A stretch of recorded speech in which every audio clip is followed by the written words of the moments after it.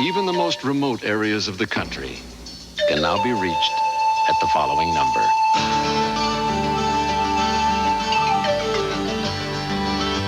I don't know when it happened. I don't know how it happened.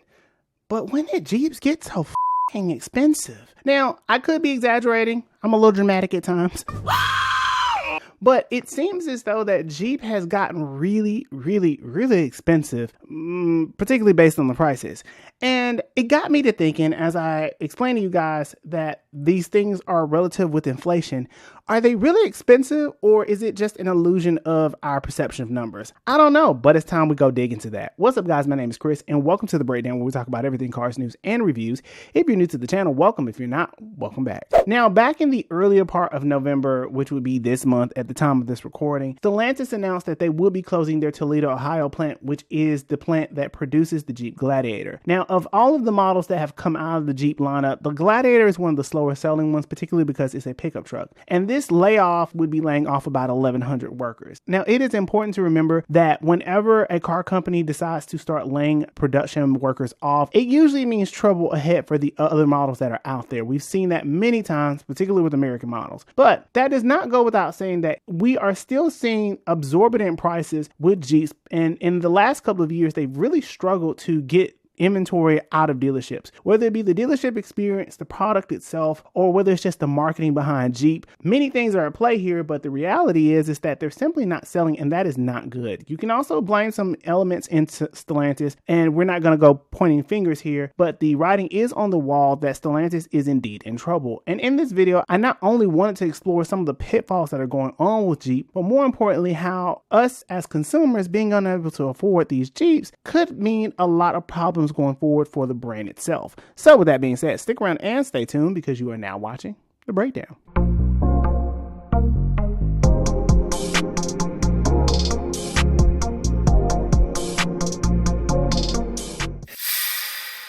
So, as I've stated before, Jeeps have become really expensive. According to Car Edge, it would seem as though that Jeep has gone up 61% since 2018. That's not really surprising to me, because 2015 to 19 is a very sweet spot for the car companies, and I don't know why, but we just really upticked in bond cars. It could be incentives, it could be new model changes, it could be a lot of different things. But we can assess that Jeep as a whole has been going down, particularly because consumers have been able to afford them. And as I stated before, when did they get so expensive? Well, here's the thing.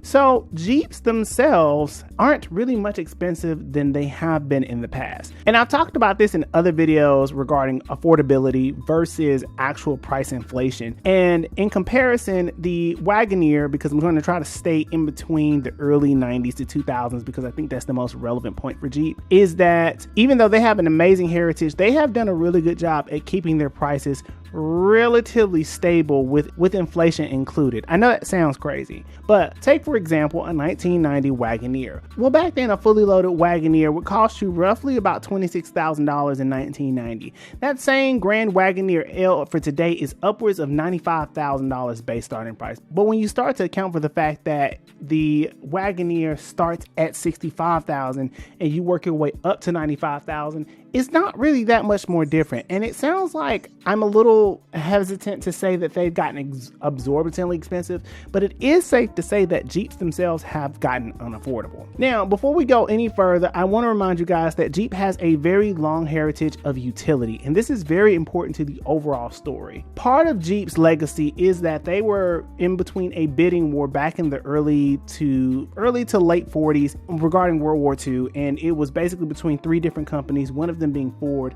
and the intention was to create a vehicle that could basically be multi-purpose and utilitarian in the event of war, which we all know how that worked out. Contrary to popular belief, Jeep itself is not a acronym for general purpose vehicle. That's actually not right. The G in Jeep actually stands for government, and the P stands for the wheelbase, which was roughly about 80 inches. And the first Jeep to ever be produced was the Willys Overland, and they would eventually change their name over and trademark it into Jeeps. So there's actually the thing Jeep, and then there's the name Jeep, which are two different things, but you know, kind of get confused. But I think it's important to remember that Jeep, for a long time since its inception back in the early 40s, has always offered an amazing product in terms of utility. No other vehicles like Jeep have been Jeep. There has been a few, such as the Bronco, such as the Hummer. There's been a few, but none have quite stood the test of time like the Jeep. The first official Jeep, that was the CJ, or the civilian Jeep, began its lineup in 1945, and ever since then, Jeep has taken off. There's been a couple of notable Jeeps, such as the Jeepster, the CJ, Grand Cherokee, the Wagoneer. There's been so many different Jeeps out there, and most people usually go to this particular brand not for a car-like feel, but definitely for SUVs. And even in today's character, they still maintain that boxy-like design. And I think part of it is because Jeeps not only represent a brand themselves, but they represent a lifestyle. And I'll get into that in just a minute. Now, in terms of lifestyle, especially during the early 90s, it was not uncommon to see a Jeep Wrangler or a Grand Cherokee, or a Cherokee for that matter, because they simply offered simplicity but also utility. And I keep honing in on that because above all else, that's what you're paying for in terms of experience.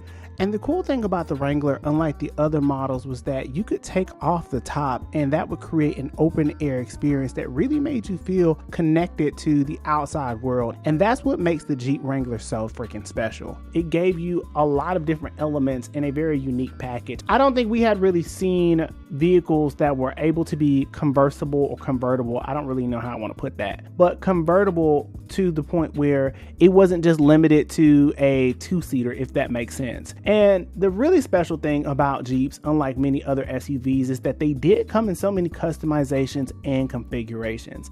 And the most popular one was the Jeep Wrangler and the Jeep Grand Cherokee. And the Jeep Grand Cherokee is kind of given the title of becoming the first luxury SUV. I don't necessarily know how true that is. What they did do was make station wagons and SUVs put together and made them a unique formula that otherwise would not have been had. And there was other car companies doing something similar, because I won't take that away from the Ford Bronco, which also plays later into the story. But the early 90s was a huge point for Jeep, as they really gave a lot of vivaciousness to youthful driving in a world where it was still boring sedans like the Chevrolet Celebrity. Don't ask me why that lives rent free in my head, but it does. Now, between 2005 and 2023, I could only capture that kind of data. 11 million units worth of Jeeps have been sold, and some of the most popular Jeeps ever to be sold is between the Wrangler and the Grand Cherokee. There is things like the Gladiator, as well as the baby Jeeps that I like to call about, like, you know,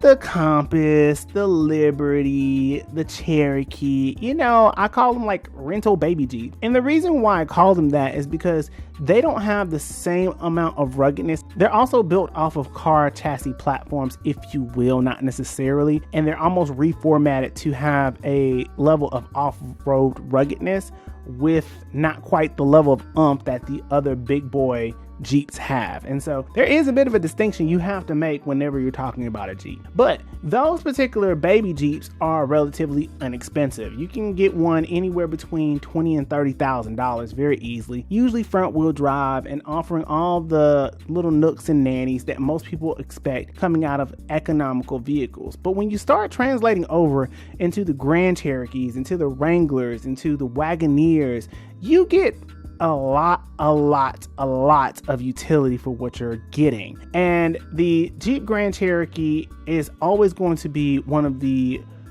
very, how can I put this? It's always going to be the dad mobile for the person that doesn't want to sacrifice performance but doesn't exactly want a Durango. I think that's the best way to put that. And they both share the same platform, so that also makes sense. Jeeps, as time has gone on, have steadily increased in price, with a peak year of 2018. And it would seem as though that since 2018, Jeep hasn't exactly been able to capture the magic that they once had. Now, in terms of what happened, you can always attribute it to a few things. Carlos Tavares seems to think that it was poor marketing, and he also seems to think that it was not a fluke, but more so just not operationally efficient. We can point the finger wherever, but I think what was going on at the time was that there was not only a year changeover in terms of Jeep Wrangler, but also there may have been a lot of incentives. We don't know what type of federal institute whatever was going on at the time, especially if there was a lot of money being poured out there right before the pandemic.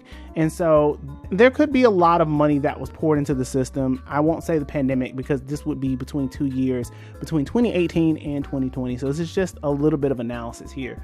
But Jeep has been struggling to keep up with that same level of momentum. I do want to point out that the graph that you see is one where you see the peak of Jeep of all time. They have not sold that many Jeeps since then, at least between 2005 and 2023. The other thing to remember is that this is also a time when FCA was working on being consolidated with Stellantis, so there's no telling what was going on behind the scenes at the time. But I will say that one of the biggest things that car companies always seem to forget, and it's kind of not their fault because it's always a combination between the manufacturer and the dealer, but when cars become too outlandishly priced, people are going to stop buying them. And Jeeps have gotten unaffordable, not so much inflated pricing. I hope that makes sense. And in the demand of SUVs, where more and more people want SUVs and want SUVs and want SUVs, there's a lot of options. Particularly one option that really stood in the way of Jeep and the Wrangler in particular was the Ford Bronco. Even though the Ford Bronco came out a couple of years later, the Ford Bronco absolutely stole sales from the Jeep lineup because no other car for a long time could compete with the utility of Jeep with the exception of pickup trucks. And if you wanted an SUV that had that level of off-roading capability, you either had to go Jeep or you had to go to some truck company because it's the only way you were going to get it. Well, when the Ford Bronco came out, Jeep was a bit shook, and this came at a probably almost inopportune time because Jeep had been struggling to get their numbers up. Now, the other thing to be noted is that Jeep has kind of rested on the laurels of being that girl. And unfortunately, in a competitive landscape like the automotive industry, you have to keep it up and you have to create innovations. Now, of course, they did give the hybrid powertrain, which is a good thing for Jeep and one of the first hybrid SUVs of that caliber to come out. But it's still not enough to distract the people from something different. And unfortunately, with Jeep having the open road that it has had, they almost are lost in a way because they don't really know how to captivate their audience in a way that gravitates sales. And unfortunately, the other thing, like I say with music artists, there's a reason why you have a peak and you don't have multiple peaks. You only have one peak. And I don't think that Jeep has recognized that they have a peak, even though they're close to hitting for that particular year in 2018, 1 million units for that year. It's very hard to replicate that if you don't have something that's absolutely astonishing. Jeeps have become so absurdly priced that it's almost hard for people to justify when there's so many different options out there.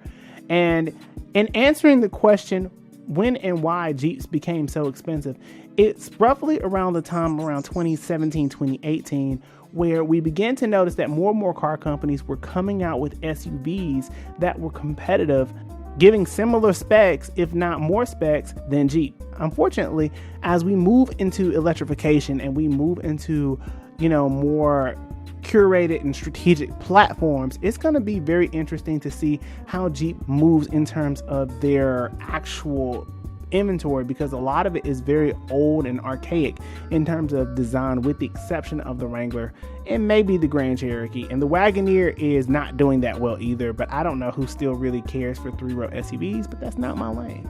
But you guys let me know in the comments if Jeep is still worth the price tag, despite the utility, despite the off-road capability, if it's just price gouging or if it's still worth it.